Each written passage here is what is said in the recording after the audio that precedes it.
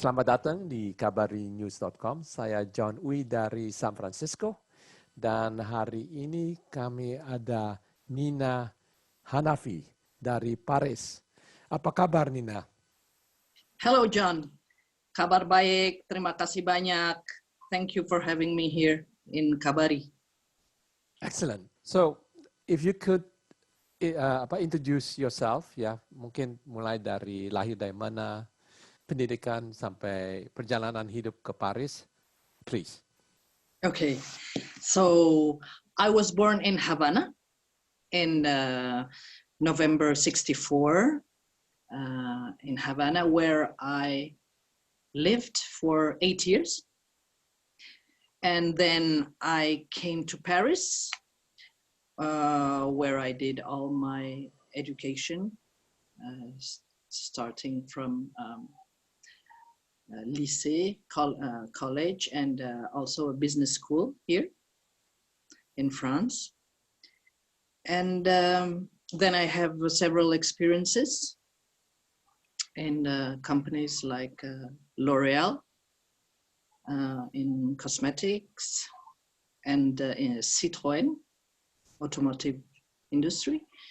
And then I took up the family business in '98, which is a Djakarta Bali restaurant, Indonesian restaurant in Paris. Okay, all right, interesting. So, mungkin kita omong tentang restoran di Paris ya. I think you started tahun berapa mulanya itu? Restorannya itu established in 1984. 1984. 1984.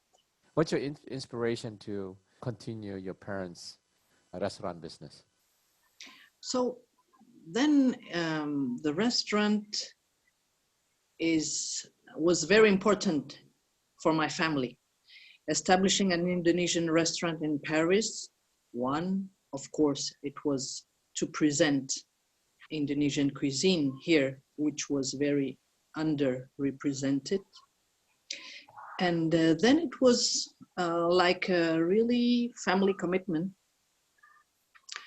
to introduce Indonesia through, of course, its gastronomy, but also its culture in the restaurant, with the decor, with the music, with, of course, the explanation about our culture. People, in fact, when they come here to the restaurant, it's like a little voyage, a little journey to Indonesia. Ya, jadi apakah Nina juga ikut di dapur atau pretty much manage the restaurant? Yes, pretty much management. The recipes are family recipes, which are in change from the beginning. So classic Indonesian cuisine and authentic family cuisine. So one of the thing is that banyak restoran Indonesia yang buka dan tutup, especially outside Indonesia ya. So what is your secret yang bisa sustain sampai sekarang? Iya betul. Sejak kita buka, memang ada beberapa restoran Indonesia yang buka dan bertahan sekitar 2-3 tahun. Karena sebenarnya memang restaurant business itu memang sepertinya gampang, tapi memang ada beberapa kendalanya juga. Satu, memang preparation sebelum kita bikin restoran ini, memang kita bikin market survey juga, John. Of course kita bikin feasibility study. Jadi bukan hanya buka, dapat tempat dan buka. Kemudian kita juga seleksi makanan apa yang kita mau sajikan. Di sini kan juga Prancis itu negara gastronomi, ya, di mana lifestyle itu sangat penting. Jadi makanannya, pilihan makanannya, kedua juga sajiannya dalam servisnya jelas, dan presentasinya juga. Dan sesuatu yang sangat amat penting itu juga interior. Jadi kita juga study siapa sih target kita ini sebagai restoran Indonesia. Dan karena sebenarnya restoran Indonesia itu tidak banyak, sebenarnya kita kan memang maunya target seluas mungkin. Begitu. Jadi ada beberapa cara yang kita ambil untuk bisa mendapatkan segmen-segmen yang berbeda. Maksudnya dari yang muda ke yang tua. Jadi kalau kita bicara segmen, bicara juga range of price, itu juga kita pelajari. Nah, sustainability dalam restoran itu memang tidak gampang karena saya juga melihat di Prancis nowadays there are like 2 or 3 restaurants a day closing. Saya lihat figures juga di UK, saya lihat figures di Amerika juga. Itu juga sama. Karena restoran seems an easy business, but in fact you need a lot of preparation and in management to sustain. In fact, restoran kita 36 tahun ya sekarang.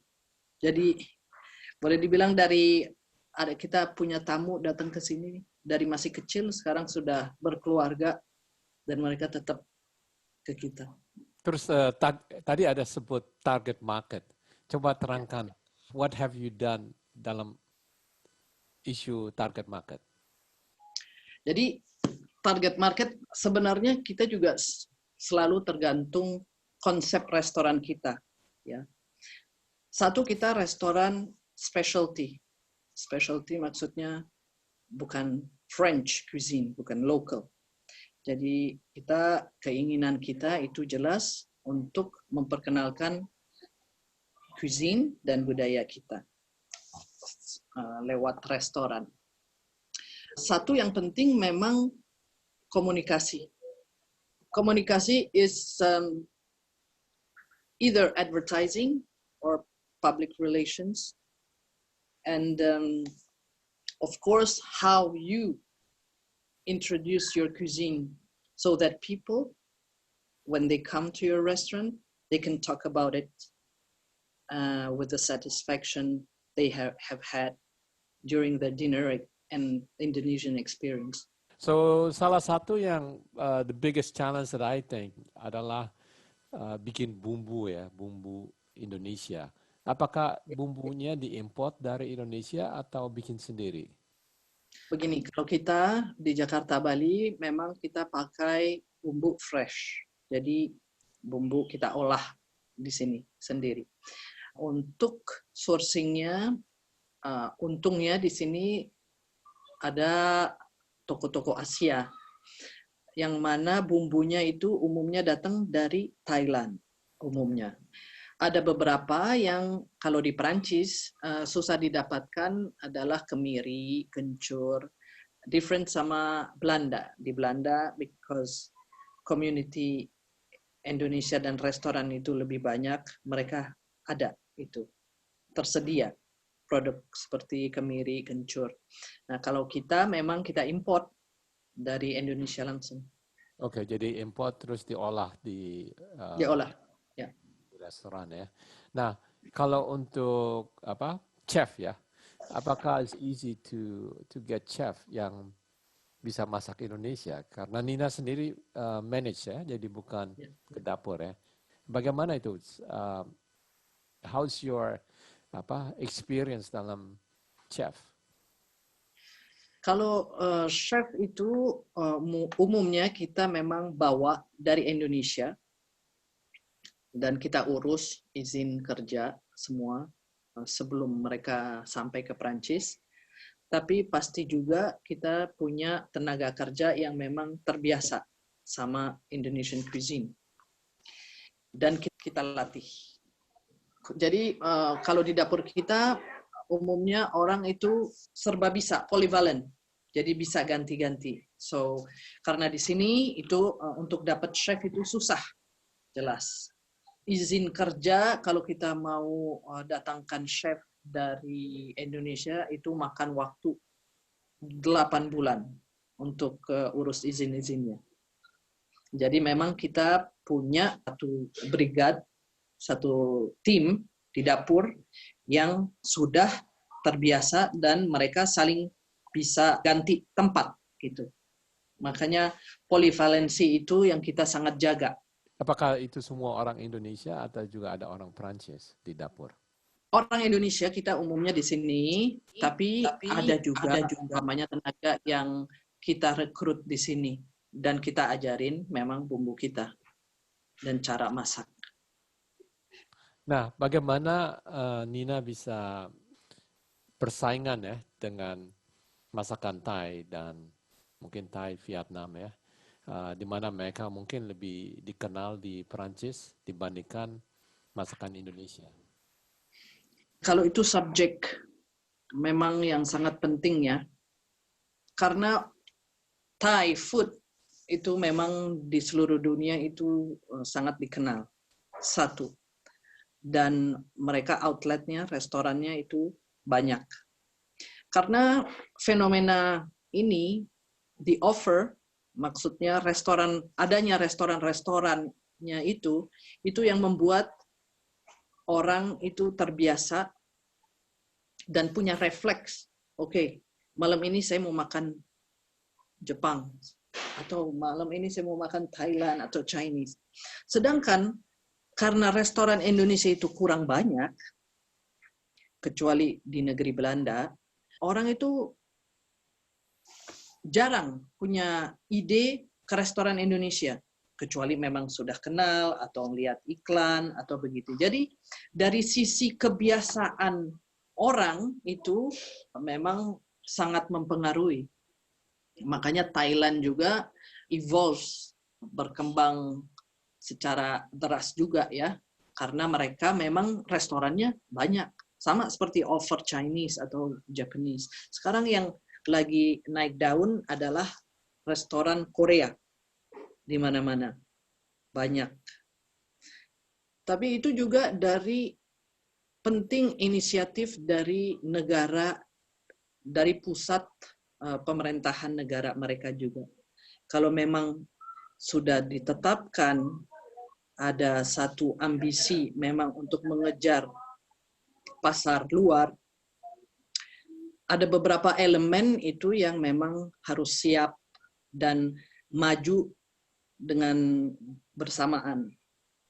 Di sini saya maksud soft power dari beberapa negara, yaitu maju dengan budaya, bisa dari musik, seperti umpamanya Korea sekarang ini targetnya yang dikenakan itu millennials. Mereka lewat K-pop, musik anak muda.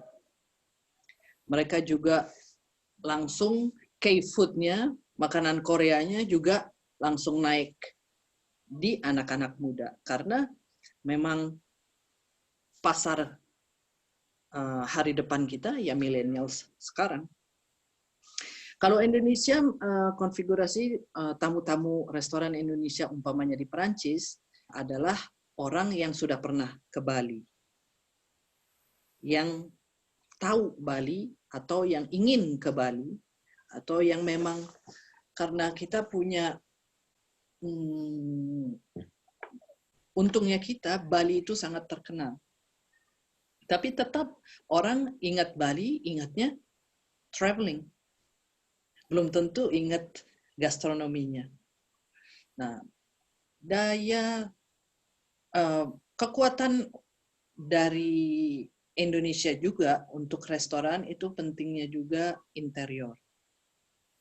Tapi kalau kita bicara interior, kita bicara produk, kita bicara apapun, itu kan kita harus adekuasi, maksudnya cocok dengan pasar negara di mana kita berada.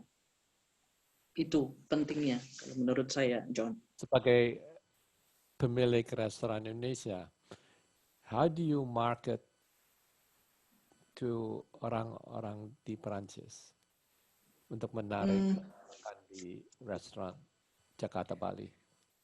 This has evolved.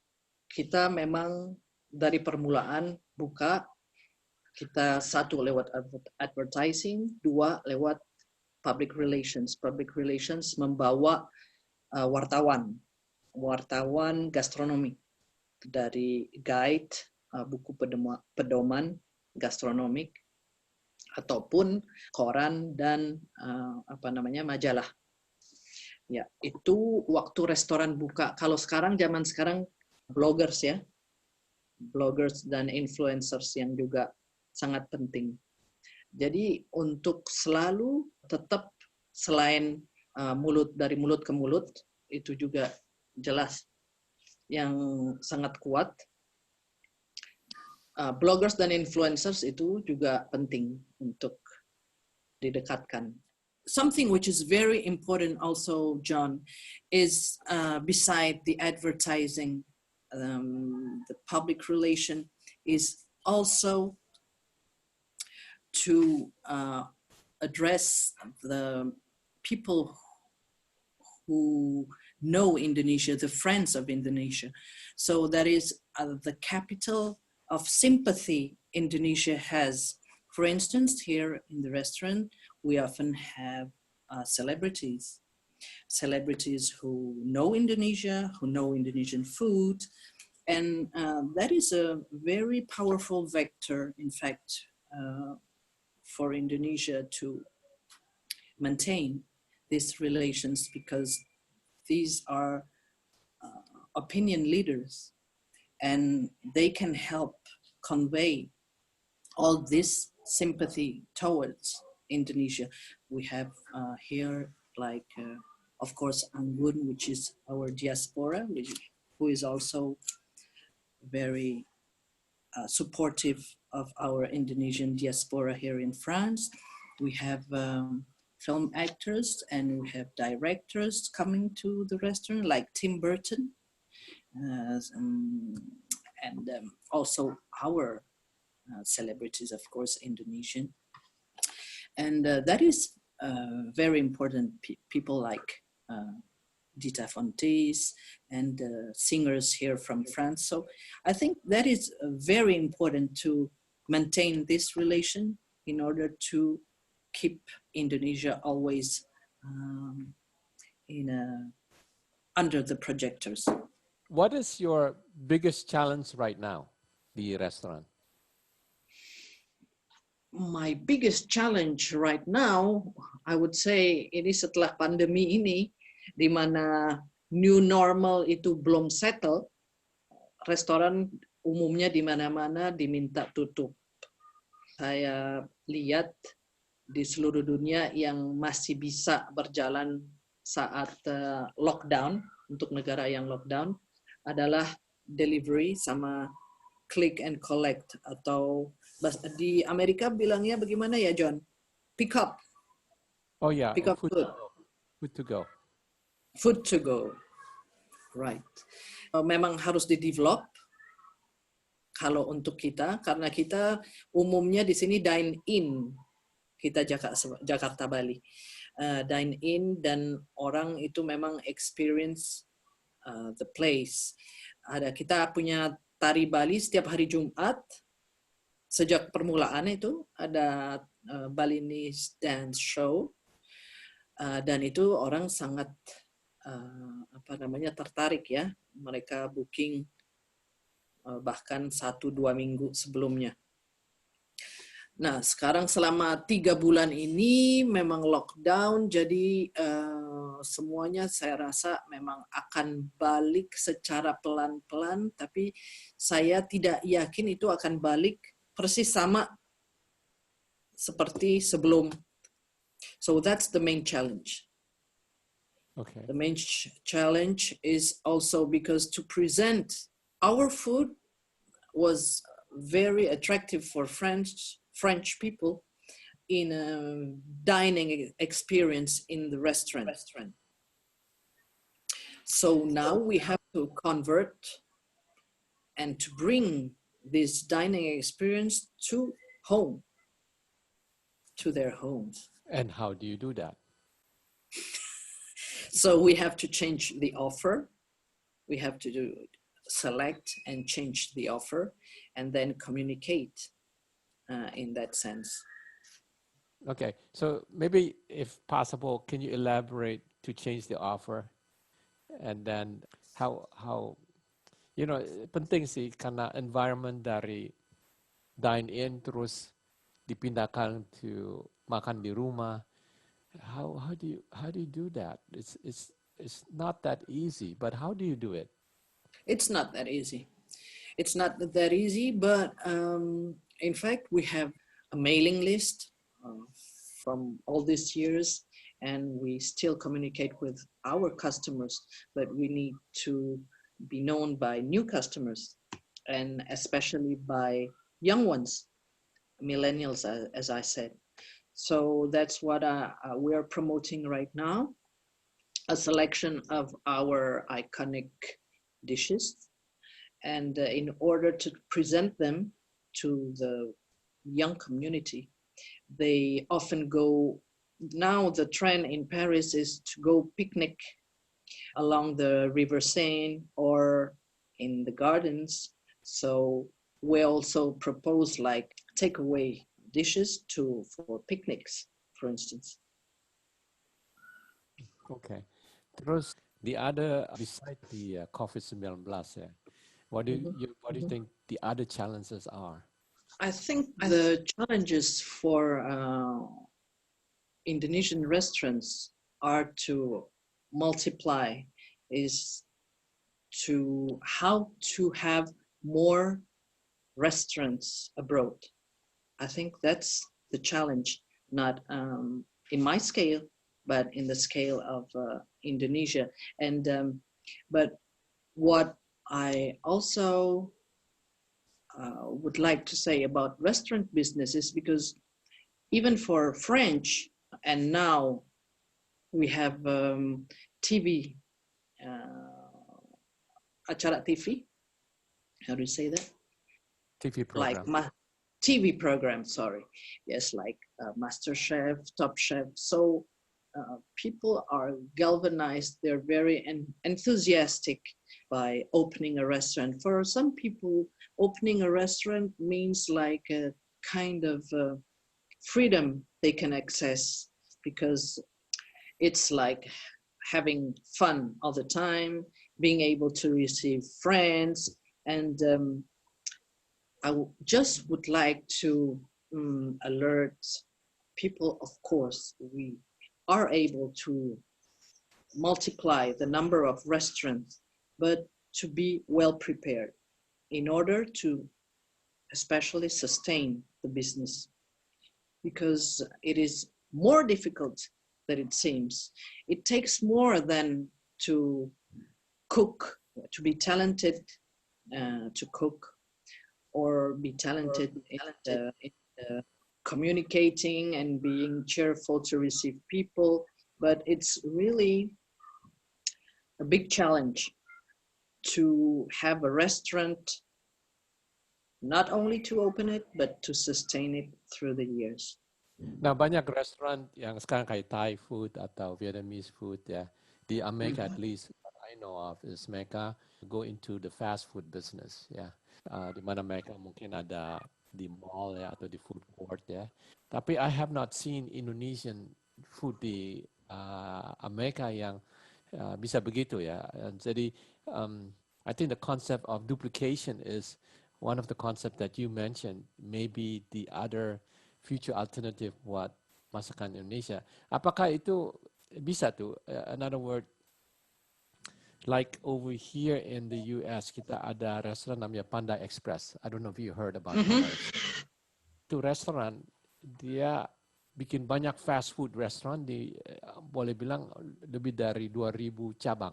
Ya. Now, my question to you, okay, is whether you think that's a possibility untuk standardize everything and make a concept untuk expand Indonesian food? Yes, I am very sure that we can do that with a very defined concept.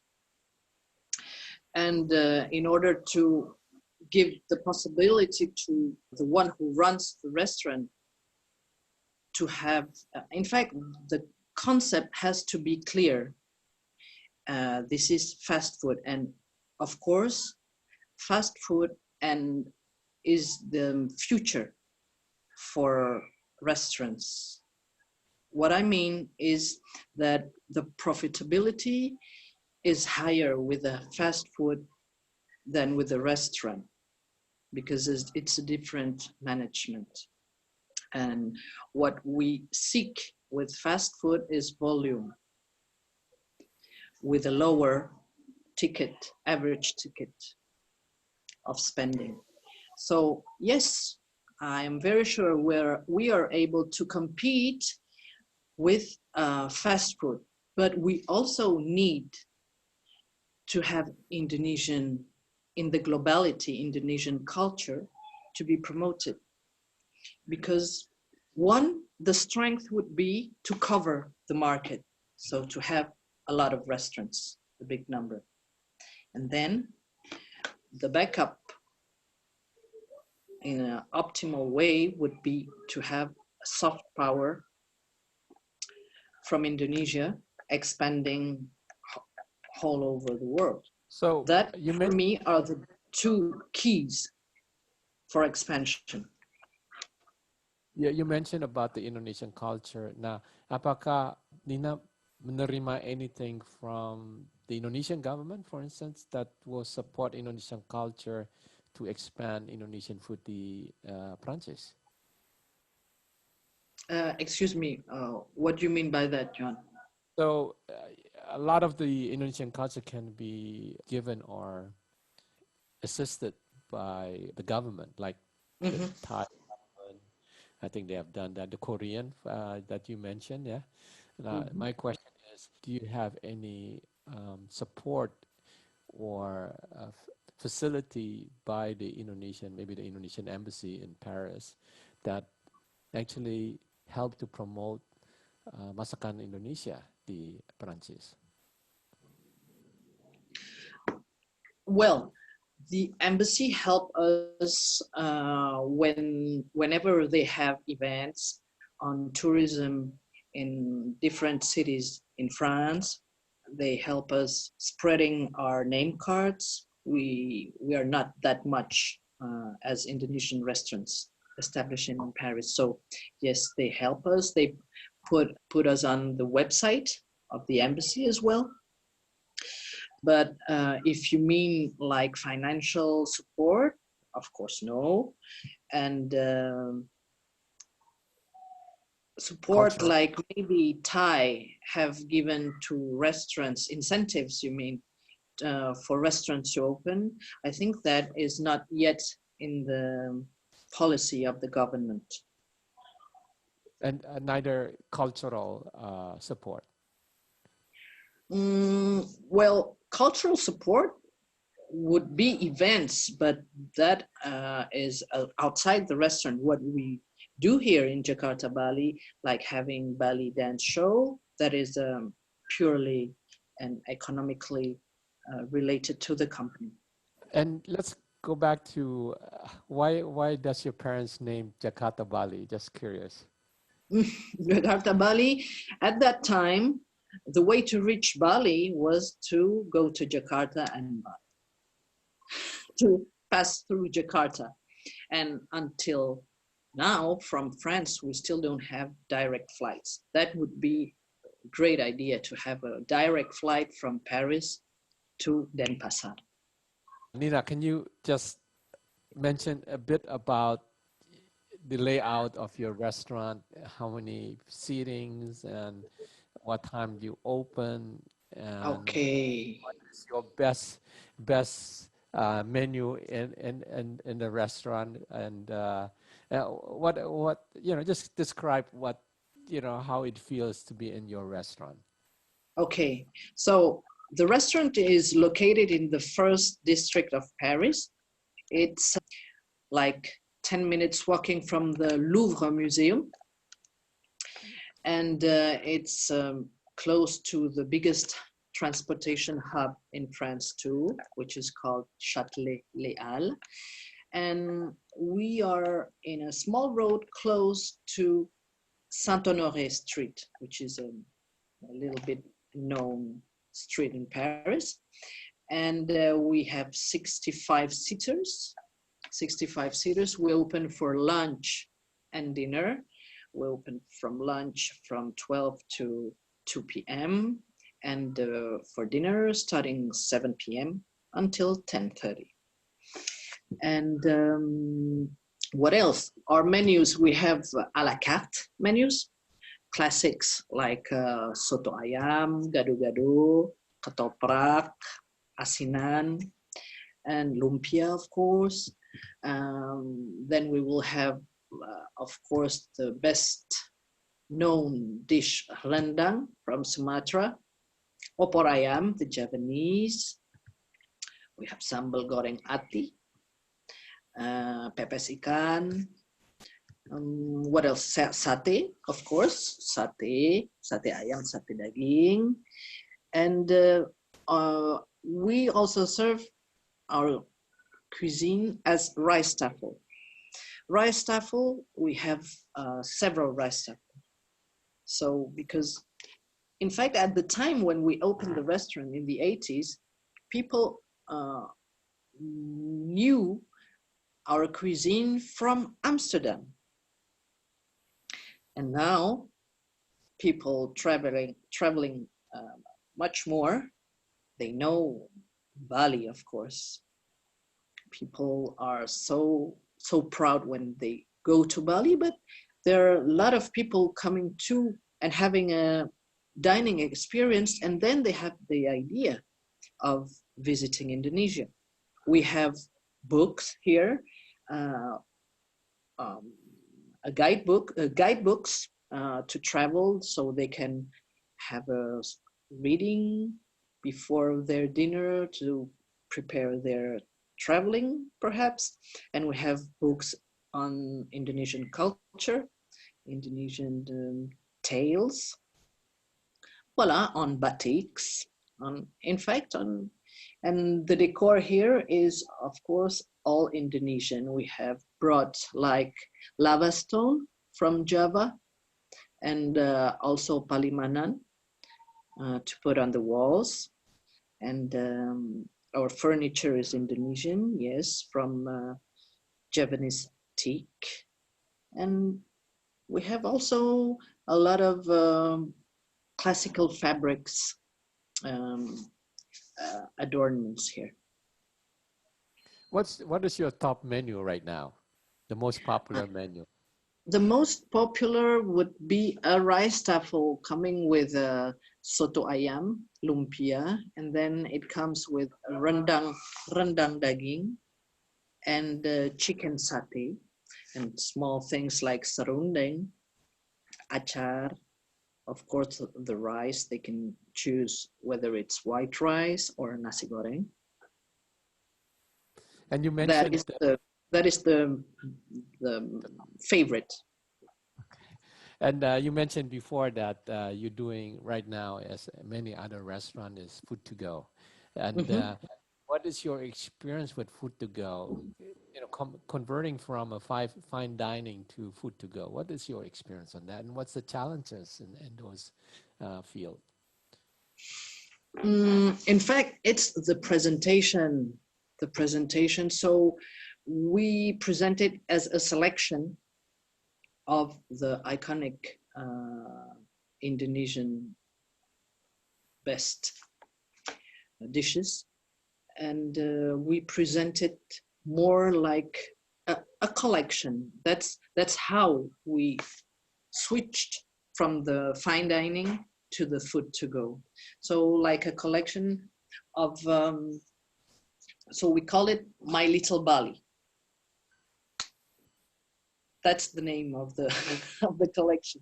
Okay. Oh, that's just one collection, or you have a few collections? No, several. We have several plates. It will come like, but because it's less sophisticated for the presentation, the dishes are the same, but on the presentation, of course, we have like sustainable boxes in craft. The packaging is very important too, because we don't in to go, that's what will appeal the person. So it still has to be attractive through the packaging as well, through the presentation of the food. We have wooden forks and knives, and the whole will be like in a sustainable rank of packaging. Interesting. You have wooden wooden spoon and fork ya. Itu dari Indonesia juga. Kalau itu saya kurang jelas ya, datang dari Indonesia atau tidak. Oke. Terus ini yang terakhir ya. Pesan terakhir dari Nina untuk diaspora Indonesia yang ingin buka bisnis restoran Indonesia. Silakan. Kalau hints untuk buka restoran, itu pasti opportunity itu ada. Yang saya anjurkan itu justru untuk dapat bimbingan dari profesional. Makanya dari itu kami mendirikan di sini di Perancis yang namanya ID Group Consulting, John. Di situ ada chef, very specialized and renowned chef ikut kita. Ada orang ahli manajemen juga, ada orang grafis juga. Itu di perkumpulan itu sebenarnya memang untuk memfasilitasi bisnis antara Indonesia dan luar. Jadi di situ kita juga punya ide untuk membimbing lewat konsultasi, bisa juga untuk konsep fine dining atau konsep fast food, untuk justru supaya diaspora di seluruh dunia bisa juga akses ke bisnis restoran, tapi menghindar mencari-cari. Kalau memang baru pertama itu pastikan kita harus banyak cari tahu, dan experience daripada experts yang ikut kita ini memang valuable ya, valuable dari segi experience yang mereka punya. Jadi itu rencana kita memang untuk membimbing orang yang punya ambisi membuka restoran di luar. Karena untuk address satu market juga, itu kita tidak bisa produk kita secara utuh kita bawa. Pasti ada adjustment sama market di mana kita berada. Komunikasi pun juga begitu, John. Jadi menurut saya memang sustainability dari satu restoran atau satu perusahaan memang lewat good accompanying team. Excellent. Nah, ini kita yang IDE ya, namanya itu consulting. Kita akan bicarakan on our next session sama Nina Hanafi. And thank you very much Nina untuk memberi banyak informasi, and we go for the next event di mana kita diskusi IDE consulting. Untuk pemirsa Kabari, saya John Uy, sekian dulu, sampai kita berjumpa lagi. Terima kasih. Terima kasih banyak, John.